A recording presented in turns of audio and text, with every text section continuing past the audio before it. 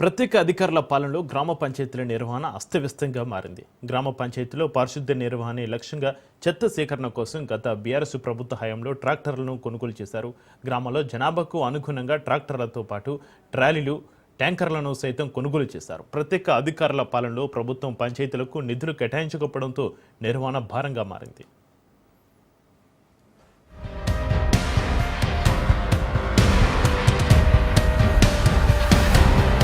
ఉమ్మడి ఆదిలాబాద్ జిల్లాలో మంచిర్యాల, ఆసిఫాబాద్, నిర్మల్, ఆదిలాబాద్ జిల్లాలో చెత్త సేకరణ కోసం పంచాయతీలకు గత ప్రభుత్వం ట్రాక్టర్లను కేటాయించింది.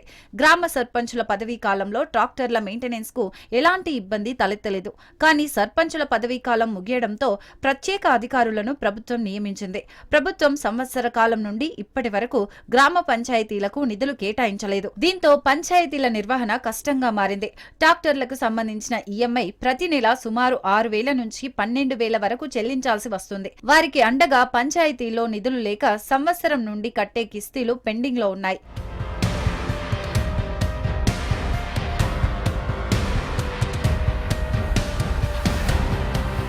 గ్రామ పంచాయతీల్లోని కొద్దిపాటి నిధులు పారిశుద్ధ పనులకే సరిపోతున్నాయి. దీంతో మిగతా పనులకు తీవ్ర ఆటంకంగా మారింది.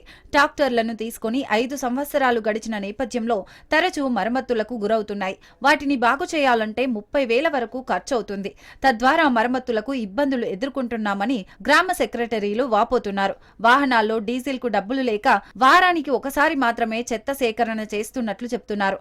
డీజిల్ కు సొంత నగదు ఖర్చు చేస్తున్నామని అధికారుల దృష్టికి తీసుకెళ్తే పట్టించుకోవడం లేదని కార్యదర్శులు వాపోతున్నారు. ట్రాక్టర్ కదలాలంటే దానికి కావాల్సిన ఇంధనం కావాలంటే డబ్బుతో కూడుకున్నటువంటి వ్యవహారం. కాబట్టి ఆ పరిస్థితి వలన గ్రామ పంచాయతీ అంటే పరిస్థితి అంతా అస్తవ్యస్తంగా తయారైనటువంటి పరిస్థితుంది. చాలా గ్రామ పంచాయతీలు ఈరోజు అవుట్సోర్సింగ్ కార్యదర్శులు వాళ్ళకి వచ్చే చలిచాల జీతం 12,000 మాత్రమే. ఈ 12,000 కూడా వాళ్ళ కుటుంబాన్ని పోస్తారా, ఇటు గ్రామ పంచాయతీ నిర్వహణ పెడతారంటే పెట్టని పరిస్థితి. ఇక పెద్ద గ్రామ పంచాయతీల్లో చెత్త సేకరణ నడకన కొనసాగుతోంది. చిన్న గ్రామ పంచాయతీల్లో చెత్త సేకరణ నిలిచిపోయింది.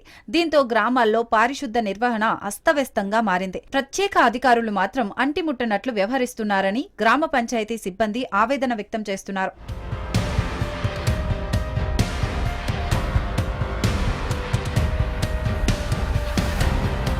రేవంత్ సర్కార్ పట్టించుకొని ఇప్పటికైనా పంచాయతీలకు ప్రత్యేక నిధులు విడుదల చేయాలని అధికారులతో పాటు స్థానికులు కోరుతున్నారు.